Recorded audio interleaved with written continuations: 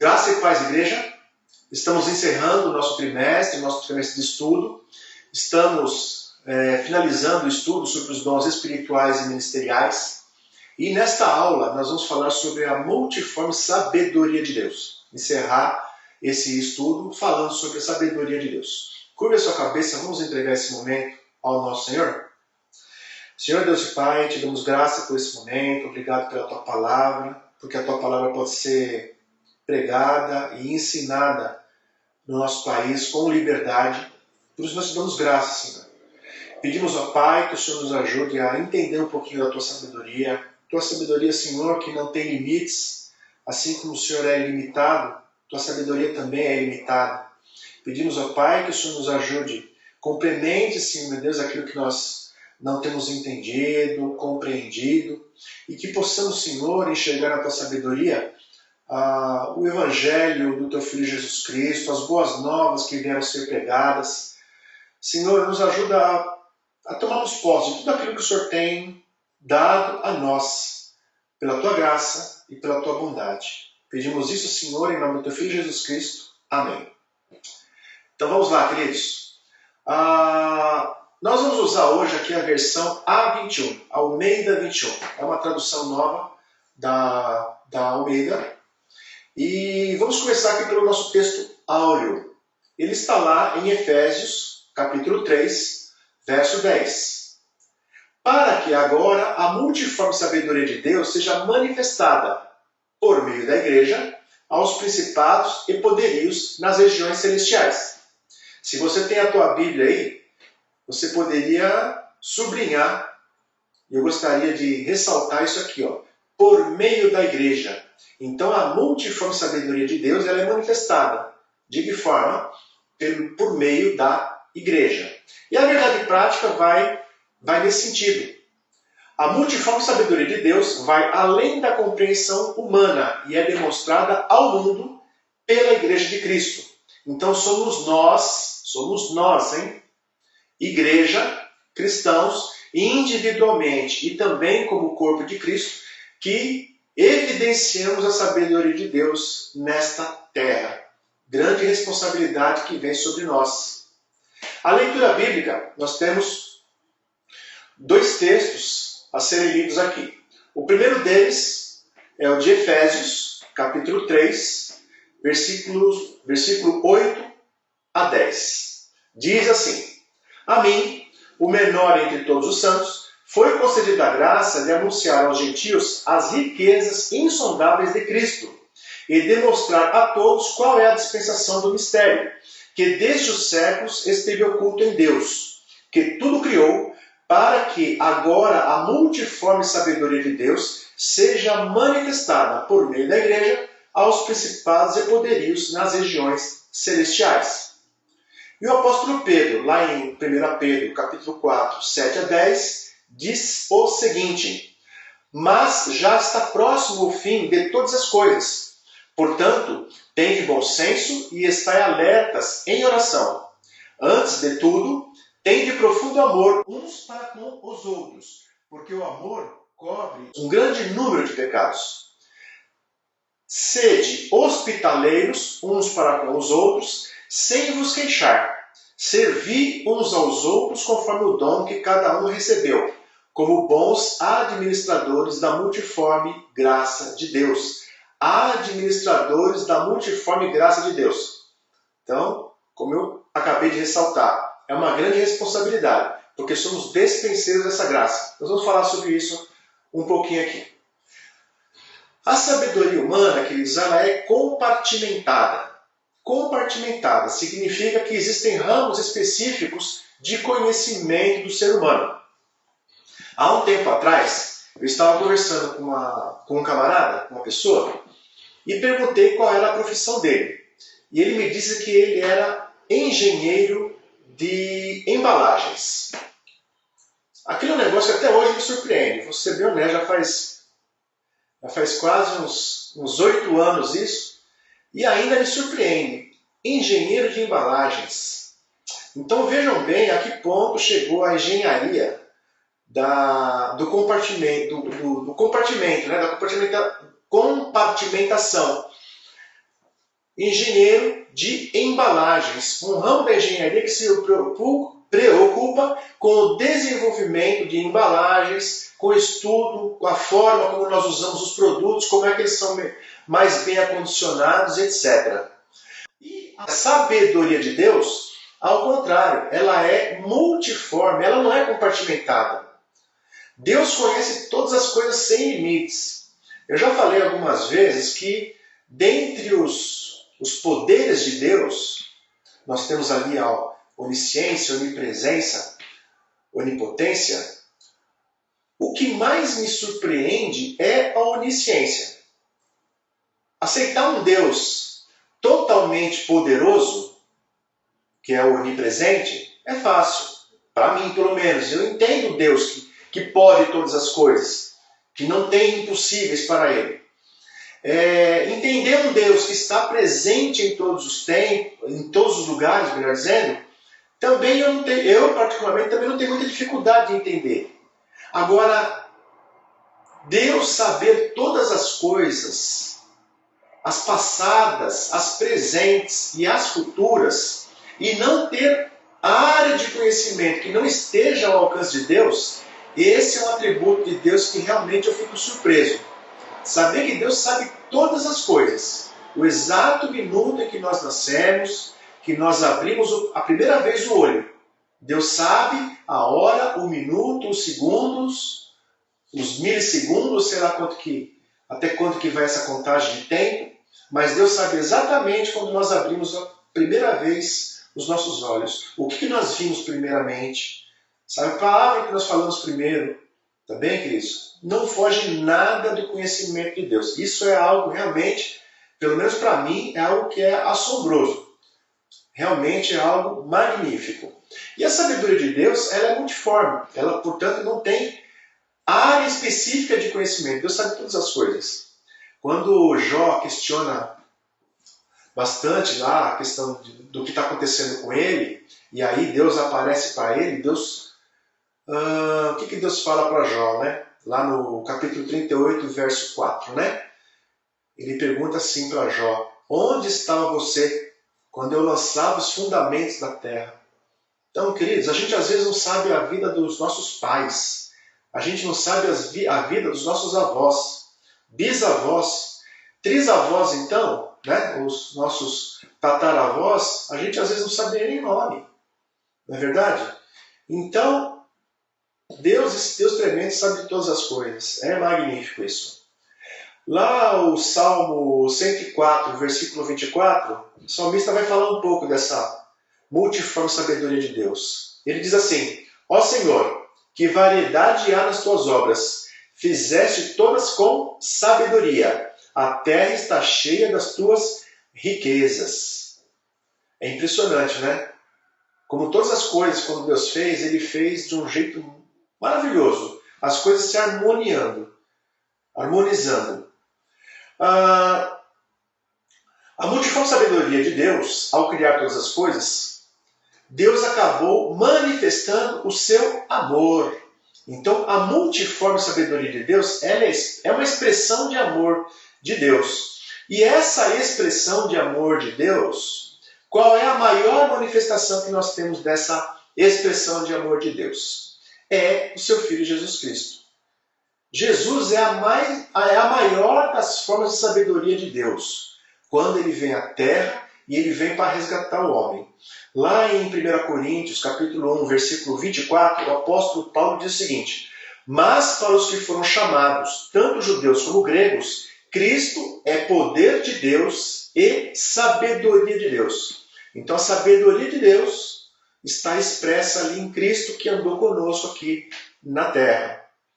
Deus concede à igreja parte da sua sabedoria por meio de dons espirituais e ministeriais. Então, isso aqui é algo interessante. Quando nós recebemos dons de Deus, nós estamos recebendo o quê? Parte dessa sabedoria de Deus.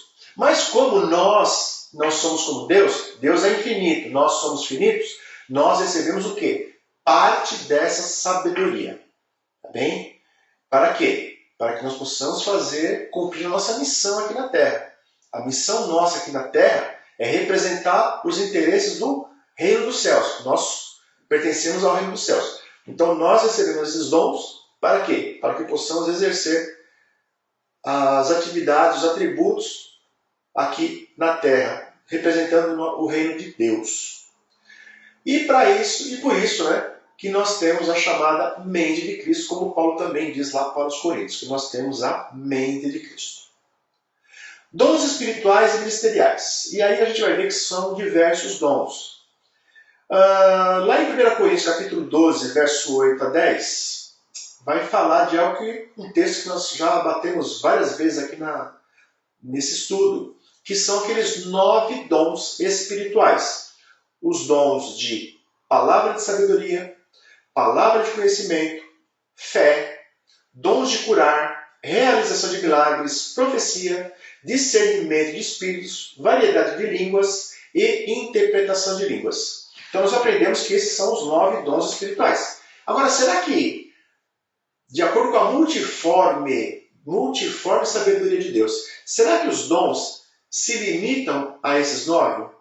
Ou será que há mais dons que Deus pode dar para os homens? Então Deus não se limita. Nós estabelecemos o número de 9 de acordo com a classificação ali que o apóstolo Paulo colocou, mas não obrigatoriamente significa que os dons espirituais são apenas aqueles 9. Vamos dar uma prova disso? Lá em Romanos capítulo 12, versículos 6 a 8, o apóstolo Paulo ele fala assim: de modo que temos diferentes dons segundo a graça que nos foi dada. Se é profecia, que seja de acordo com o padrão da fé. Se é serviço, que seja usado no serviço. Se é ensino, que seja exercido no ensino. Ou quem encoraja, use o dom para isso. O que contribui, faça-o com generosidade. Quem lidera, com zelo. O que usa de misericórdia, com alegria. Então aqui nós vemos vários dons que inclusive não estão mencionados lá naquele texto que nós vemos de 1 Coríntios 12, 8 a 10. Ainda no capítulo 12 de 1 Coríntios, lá do verso 28 ao 30, o apóstolo Paulo vai falar de outros dons. E ele fala assim: na igreja, Deus designou alguns, primeiramente, apóstolos, em segundo lugar, profetas, em terceiro, mestres, depois, os que realizam milagres, depois, os que têm dons de curar, os que socorrem os outros, os que administram e os que falam variedade de línguas. Então nós temos aqui alguns dons que não estão lá em 1 Coríntios capítulo 12, 8 a 10. E, por fim, o apóstolo Pedro também fala sobre dons. 1 Pedro capítulo 4, 10 e 11.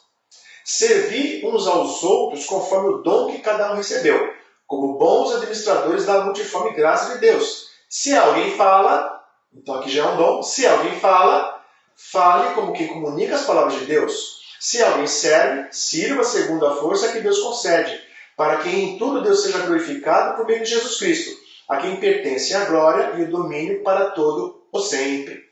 Então, queridos, a Bíblia é a palavra de Deus. A Bíblia concentra a palavra de Deus. Mas não significa que os dons de Deus são apenas aqueles dons que estão mencionados ali. Deus distribui conforme a necessidade da igreja e conforme o seu querer, conforme ele entende que é melhor.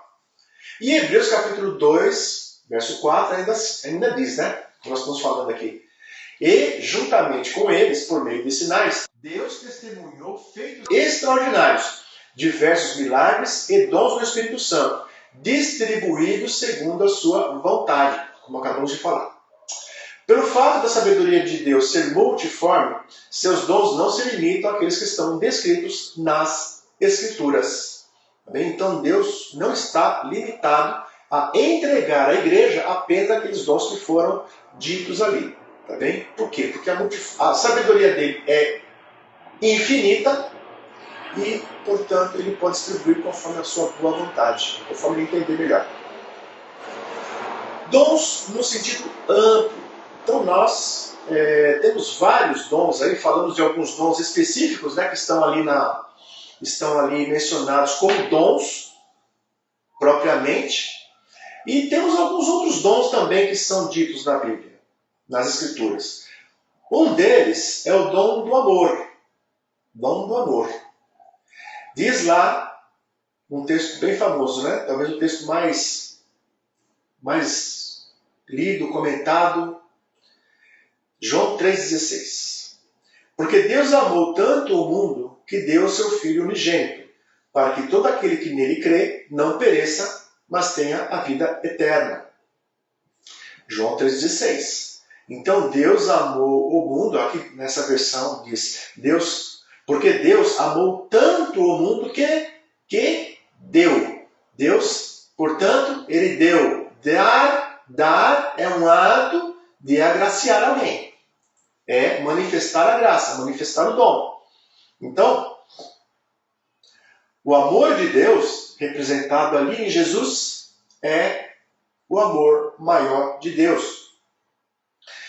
E lá em Romanos 5, diz o seguinte: e a esperança não causa decepção, visto que o amor de Deus foi derramado em nosso coração pelo Espírito Santo, que nos foi dado. Então aqui nós temos outro dom, ou melhor, um outro texto testificando que o amor é dom de Deus. Eu até no estudo, um comentarista dizia que amor não é dom de Deus, amor é amor. Mas na verdade nós estamos vendo aqui por esses textos que o amor de Deus ele é dom dado ao homem sim. Tá bem? O amor de Deus ele foi derramado em nosso coração. Ele foi derramado, ele foi o quê? Ele foi dado, ele foi entregue ao homem. Tá bem? Então o amor de Deus ele é dom também. Ok? E Jesus é o amor de Deus em carne. Jesus é a expressão desse amor de Deus. Porque, queridos, nós estávamos perdidos, nós estávamos sem saída, literalmente. Deus deu a oportunidade do homem andar com ele lá no Éden. Deus chamou Adão, falou: Adão, você tem um jardim aí para cuidar, você tem uma esposa, e agora cuida do jardim. Só que uma condição eu vou colocar para você. Você tem aqui duas árvores. Tem a árvore da vida e tem a árvore do conhecimento do bem e do mal. Essa você não pode comer. Bem, a gente sabe que o homem comeu daquela árvore e estamos vivendo as consequências disso até hoje. Não é verdade? Então, Deus, nessa sabedoria ilimitada de Deus já sabia que isso ia acontecer. Mas Deus nunca deixou o homem na mão, porque Deus já havia preparado de antemão a saída para o homem. E essa saída chama-se, melhor dizendo, chama-se Jesus. Jesus é a saída para o pecado. Jesus é a saída para voltar para Deus. Não há outra saída, não há outra saída e não há outra saída. Não tente outro caminho. Quem pega outro caminho, pega o caminho errado. A verdade é essa. Jesus falou: eu sou o caminho. Não somos nós que estamos inventando isso. Não somos nós cristãos que estamos inventando isso.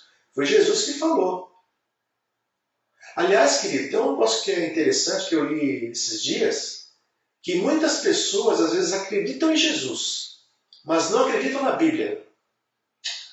Não dá para acreditar em Jesus e não acreditar na Bíblia. Porque Jesus é a própria Bíblia. Jesus ele é a própria Escritura. Não tem divisão entre Jesus e a Escritura. Jesus é a Escritura. Jesus mesmo falou: vocês têm a Escritura. As Escrituras é que dão testemunho de mim. Então Jesus, por que a Bíblia foi escrita? A Bíblia foi escrita para o homem. Para o homem. Mas para quê? Para mostrar Jesus. Para mostrar Jesus ao homem. Não tem outra saída. Então quem está procurando salvação em outro caminho que não seja Jesus, está no caminho errado. Tá bem? Uma vez eu ouvi uma história, li uma história de um homem, um senhor já, que ele estava com o seu netinho na praia. E tinha outras pessoas na praia também. E esse neto, ele levou o neto, o netinho ali de uns 3 aninhos de idade, ele estava com ele na praia, assim, pegando um pouquinho da água ali, do mar. Aí o homem, ele falou assim, sentar um pouquinho, né? Cansado já a idade. E ele se afastou um pouquinho e continuou de olho no menino, na criança. Ficou de olho na criança. Saiu um pouquinho e sentou ali, começou a tomar um sol e de olho na criança. Não tirava o olho da criança. Depois de uns 10, 15 minutos, ele achou por bem lá ficar junto com o netinho. Quando ele começou a andar e chegou perto do neto, que ele se deu conta que não era o neto dele. Não era o neto dele. Aí ele ficou desesperado. Começou a olhar para o lado, aí ele viu o neto dele uns 15, 20 metros mais para a esquerda, por exemplo. Entendeu? Aí saiu de lá e foi lá buscar o neto dele. O que significa essa história? Significa que às vezes a gente está olhando para alguma coisa, pensando que está olhando para a coisa certa, e não é. Né? A gente está olhando ali para o netinho e não é o netinho. Não é o netinho do Senhor. Tá bem, queridos? Então, nós não queremos ser presunçosos, mas foi o próprio Jesus que falou, eu sou o caminho. Eu sou o caminho. E são as Escrituras que dão testemunho de mim. Então não dá para acreditar em Jesus e não acreditar em dilúvio. Porque tem gente que não acredita em dilúvio. Mas se perguntar se acredita em Jesus, a pessoa vai falar assim, eu acredito em Jesus, mas não acredito que aconteceu o dilúvio. Ou vai dizer, não acredito que o homem veio de Adão, eu acredito que o homem veio do macaco. Queridos, não dá. Fecha parênteses. Vamos voltar para a aula. Então, falando desse amor encarnado, né, feito carne, diz lá João capítulo 1, versículo 14. E o verbo se fez carne, e habitou entre nós, pleno de graça e de verdade. E vimos a sua glória, como a glória do unigênito do Pai. O unigênito, que é apenas ele tem ele foi gerado dessa forma, como Filho de Deus, aqui na terra, entre os homens. Dom da filiação divina, outra bênção, né, queridos? Que bênção! Dom do amor de Deus. Agora, o dom de amor de Deus, ele acaba sendo aperfeiçoado quando nós tomamos posse desse amor.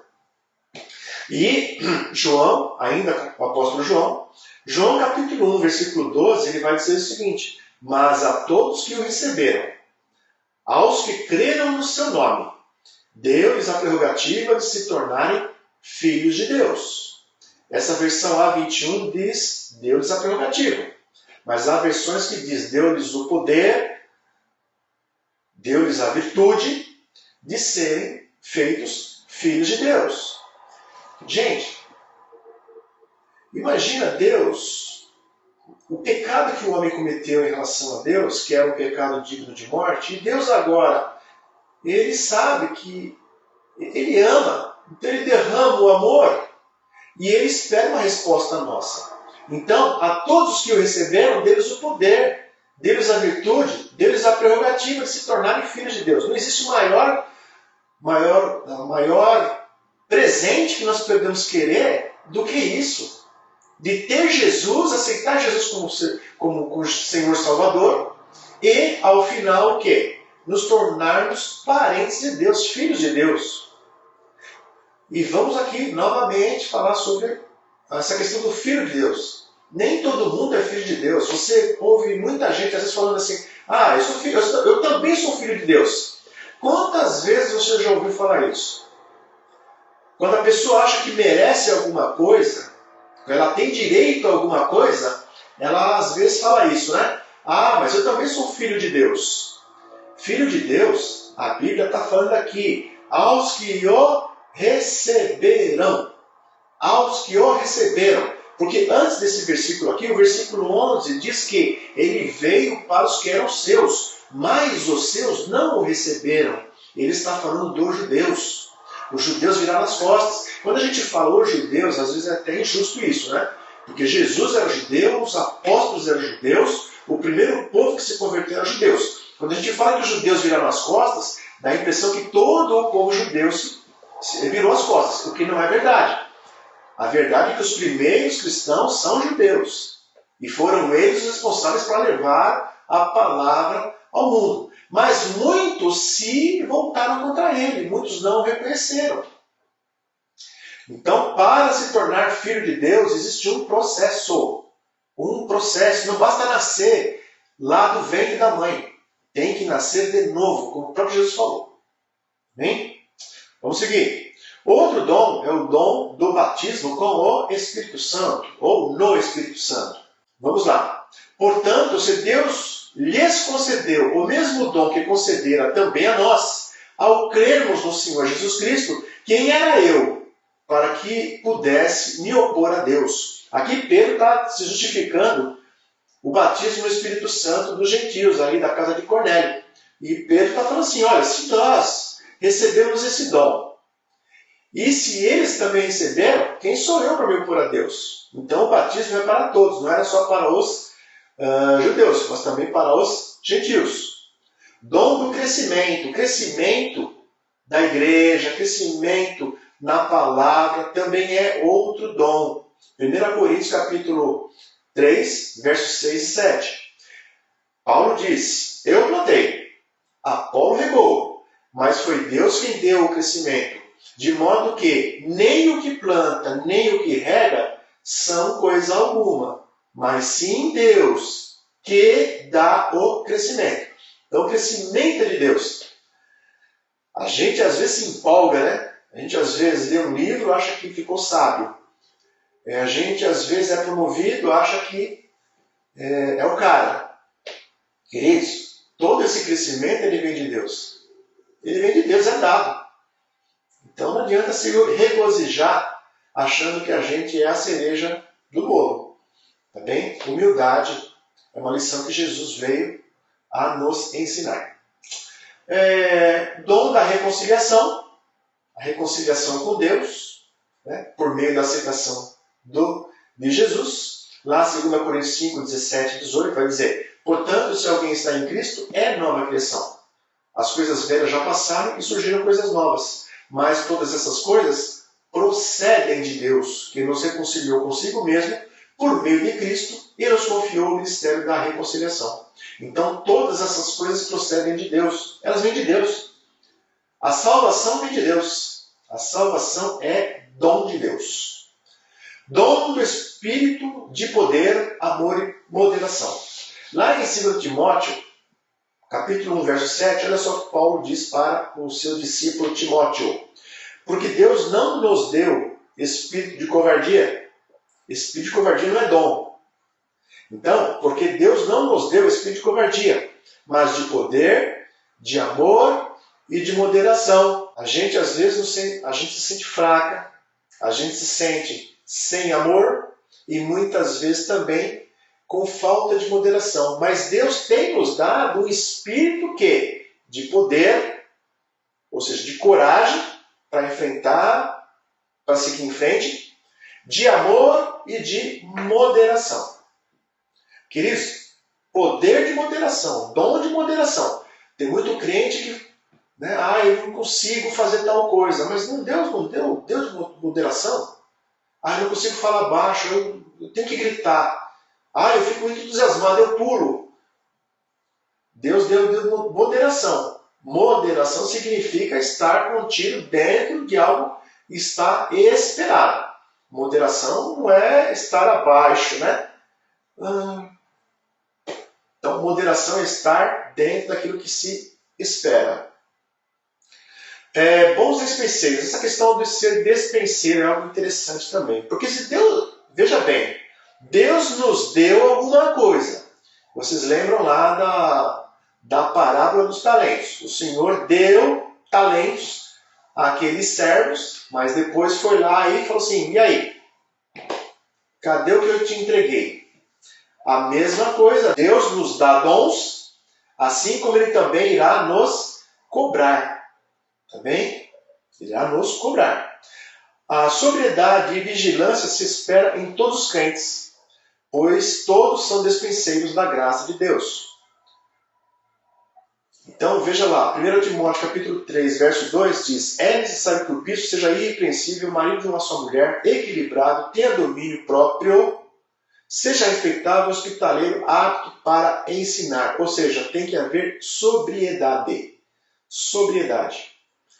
E 1 Pedro capítulo 4, 7 vai dizer: mas já está próximo o fim de todas as coisas. Portanto, tende bom senso e estai alertas em oração. Então, vigilância e sobriedade é algo que nós temos que zelar com os dons dessa forma, com vigilância, com sobriedade e em oração. Amor e hospitalidade. Nós somos agentes do amor de Deus. Portanto, como despenseiros da graça, o obreiro deve demonstrar amor em todo o tempo e com todo tipo de ovelha, e mesmo quem não é ovelha. A regra de ouro, né? Até esses tempos o pastor Vilmar falou sobre a regra de ouro. Tratar o próximo como você gostaria de ser tratado. Como é que você gostaria de ser tratado? É assim que você deve tratar o próximo. Tá bem? Sem mistério isso, né? É difícil, às vezes, a gente colocar em prática, em execução. Quando Jesus diz que se a pessoa tomar um tapa numa face, ele mostra a outra face, o que Jesus está dizendo? Está dizendo que é para você virar o rosto e falar assim: olha, bate aqui agora, você bateu aqui, agora bate aqui. Não, não é isso. É a face do amor. Se a pessoa dá um tapa, ela está demonstrando o quê? Está demonstrando ódio, rancor, algum sentimento negativo. Então você mostra a outra face é a face do amor. E fazendo um link, né, como a gente diz, um link com essa regra de ouro, é tratar a pessoa como você gostaria de ser tratado. Então, nós muitas vezes somos maltratados. Vamos agir como? De volta. Maltratando a pessoa? Não. Agindo com amor. Até as escrituras nos dizem para a gente tratar o bem, tratar o mal com o bem. Né? Tratar o mal com o bem e não o mal com o mal. E, portanto, devemos ser fiéis na administração desses dons que Deus nos tem dado. Então vamos lá, ó. Voltando para 1 Pedro, capítulo 4, verso 10. Servir uns aos outros, conforme o dom que cada um recebeu, como bons administradores da multiforme graça de Deus. Bons administradores. E 1 Coríntios também, capítulo 4, verso 10, diz: assim, os homens devem nos considerar servos de Cristo, encarregados dos mistérios de Deus. Encarregados dos mistérios, né? Então, queridos, a síntese daqui é que há outros dons que foram comunicados ao homem, que não estão contidos ali em 1 Coríntios, capítulo 12, ou em Romanos, ou em Efésios, mas há outros dons que Deus espalhou por toda a sua palavra, porque toda a palavra é a manifestação de Jesus, é a manifestação da sabedoria de Deus. E em segundo lugar, o que a gente tira daqui? Que já que somos beneficiados com esses dons, se Deus nos deu dons, somos, portanto, também despenseiros e devemos saber administrar bem esses dons. Porque um dia haveremos de prestar conta desses dons a Deus. Queridos, vamos ficar por aqui. Estamos assim encerrando o nosso trimestre, estudo sobre os dons espirituais e ministeriais. Na próxima semana já teremos um novo estudo. A primeira aula será com a professora Adriana, e eu tenho certeza que seremos todos edificados, e eu espero que realmente você esteja conosco. Daqui a 2 semanas estaremos voltando aí para os cultos presenciais, então esteja atento às orientações que a liderança da igreja irá passar, e em breve estaremos juntos. Fique na paz, Deus abençoe sua vida e até lá.